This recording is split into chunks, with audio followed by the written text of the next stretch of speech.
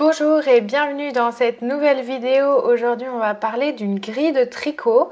Alors comment lire une grille de tricot et qu'est-ce que c'est? Mais avant de commencer, je vous conseille de télécharger ma formation gratuite en cliquant dans le lien dans la description juste en dessous de cette vidéo pour apprendre à créer vos vêtements très rapidement. Alors comme je le disais en intro, qu'est-ce qu'une grille de tricot et comment la lire? Donc aujourd'hui je vais un petit peu vous expliquer pas à pas ce que c'est une grille de tricot. En fait, ces grilles vous servent à faire des motifs sur votre tricot et ces grilles en fait vous permettent de jouer avec des couleurs ou avec du relief. Donc, qu'est-ce que c'est une grille? Donc, ce sont des carrés l'un à côté de l'autre qui ont des symboles ou des couleurs dedans et chaque carré va représenter une maille. Une ligne horizontale, c'est donc un rang. Le premier rang va se lire de droite à gauche et donc il y a deux types de grilles. Soit c'est une grille de couleurs où elles vont être représentées par les couleurs ou alors par des symboles, on va voir ça juste après. Et les reliefs et les grilles de relief, elles sont repérées par des symboles. Les grilles en fait sont divisées en blocs et vous allez voir que les lignes sont plus épaisses que les colonnes. Et que ce sont des grilles de 10 rangs sur 10 rangs en général. Donc voilà, je vous montre une grille, c'est plus facile pour comprendre. Donc je vais vous expliquer en fait que les lignes sont plus épaisses, c'est-à-dire que les carrés sont plus grands. Ce sont en fait des rectangles plutôt que des carrés. Si on ne fait pas des rectangles, on ne verra pas bien le modèle, comme par exemple ici, on voit bien ce que ça peut représenter sur notre tricot. Si on fait des carrés au lieu des rectangles, on ne verra pas bien, le modèle sera trop resserré. Donc ici c'est une grille de couleurs, vous voyez bien que le blanc ça représente une couleur, la couleur numéro 1, et le noir représente une autre couleur. Ici, c'est une grille qui fait plus de 10 mailles ou de 10 rangs parce qu'en fait, elle représente toute une partie de notre modèle. Donc, ils ont vraiment tout représenté. Mais ils auraient pu nous représenter qu'une seule petite partie et nous dire il faut répéter cette partie-là pendant 85 mailles par exemple. Donc soit ils vous représentent tout le modèle comme ici, soit ils vous en représentent qu'une partie. Donc, on va voir ça juste après. Pour le faire.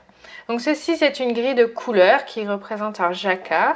Et maintenant on fait qu'est-ce que la répétition de motifs. Donc comme je vous disais, ils peuvent vous représenter tout le motif, comme par exemple ici, ils vous représentent sur 48 rangs, mais ils vous représentent que sur 16 mailles.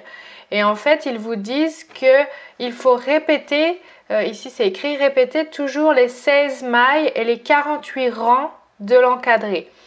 Et du coup, il vous donne un aperçu de ce que ça peut donner. Mais si vous répétez tout le temps ça, ça vous donnera le motif entier ici. Ensuite, ne vous inquiétez pas, sur chaque motif, sur chaque grille, les motifs qui sont utilisés sont repérés et sont expliqués. Donc par exemple ici, il vous dit que le blanc ou les traits qui sont droits représentent des mailles en droit sur l'endroit ou des mailles envers sur l'envers, puisque ici, si je me souviens bien, c'est un jersey. Donc il faut faire attention, c'est bien un rang. Hein. Donc si c'est un jersey, le premier rang va être que des mailles en droit et le deuxième rang que des mailles envers. Donc il faut faire bien attention sur quel côté nous sommes. Donc ici, vous précisez bien que le trait qui est vertical, c'est une maille en droit sur l'endroit, mais une maille envers sur l'envers. Et inversement, le trait qui est lui couché, c'est une maille envers sur l'endroit et une maille en droit sur l'envers. Donc vous voyez, c'est pas compliqué, c'est vraiment expliqué.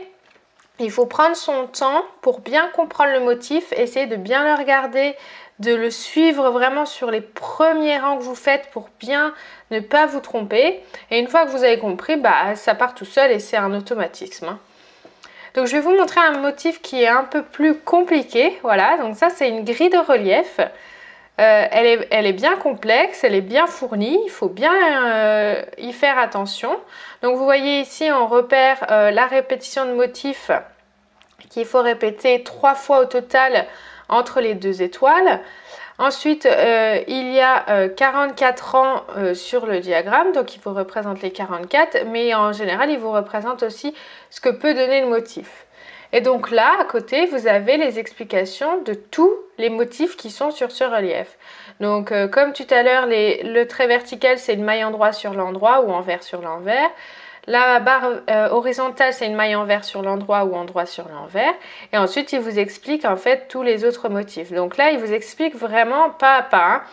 Ceci, ça représente 3 mailles croisées vers la gauche. Donc 2 endroits et une envers. Vous glissez les 2 mailles sur l'aiguille à torsade, placez devant.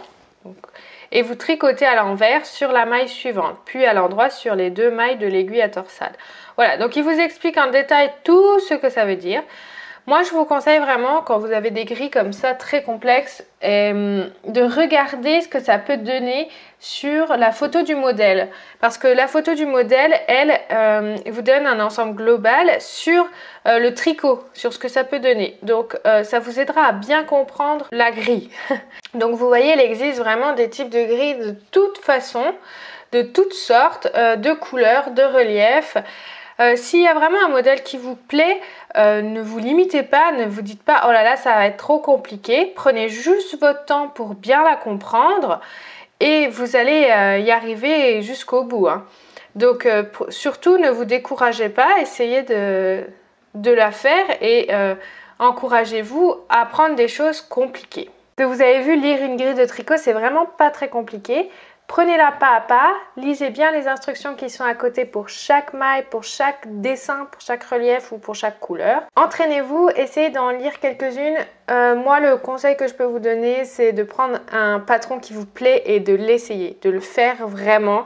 Parce qu'il n'y a que comme ça qu'on apprend en essayant. Si vous avez aimé cette vidéo, n'hésitez pas à la liker et à la partager un maximum. Abonnez-vous également à ma chaîne YouTube pour avoir encore plus de conseils pour créer vos vêtements. Je vous remercie d'avoir regardé la vidéo et je vous dis à très vite.